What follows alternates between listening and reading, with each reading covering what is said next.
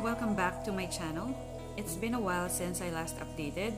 I was busy taking care of the babies, and also I was so occupied with my study permit application to Canada.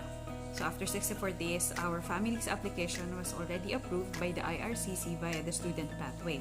And in this video, I'm going to share with you the process that we went through during the application.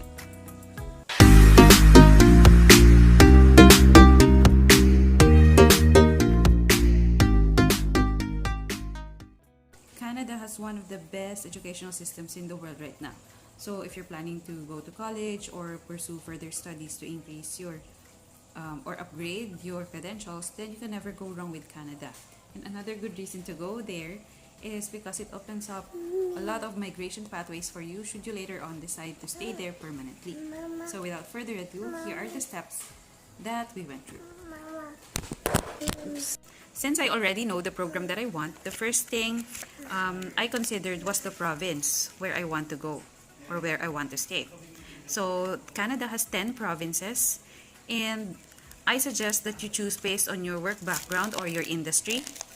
And of course, you have to consider the pathways that are available for you to get a PR or a permanent residency later on should you decide to migrate to Canada. Once you're already decided with the province, the next thing that you need to decide on is the school where you're going to enroll.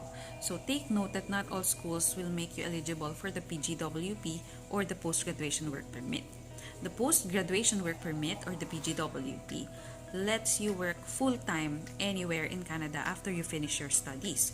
So for example, you finish a one-year program in Canada, then you are eligible for 1 year PGWP. And if you at least finish 2 years of studies, then you are eligible for at least 3 years of PGWP. So you have to check. There's a website or there's a place in IRCC website where you can check if your school is a DLI or a designated learning institution.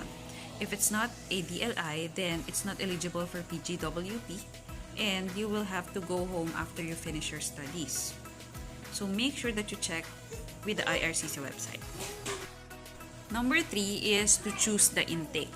So there are 3 intakes for the start of classes in Canada. So there's the regular intake, which starts at September or fall, and then the next intake is winter intake, which starts in January, and then the summer or the spring intake starts at May. So it varies, and it may vary a little bit with schools, but usually those are the start dates of every school year. You have to check with the school because some schools do not offer programs that start with other intakes such as May and January. So once you already know your preferred school, the next thing that you have to do is to get a letter of acceptance from the school. So for you to be able to do this, you have to submit the required documents to the school.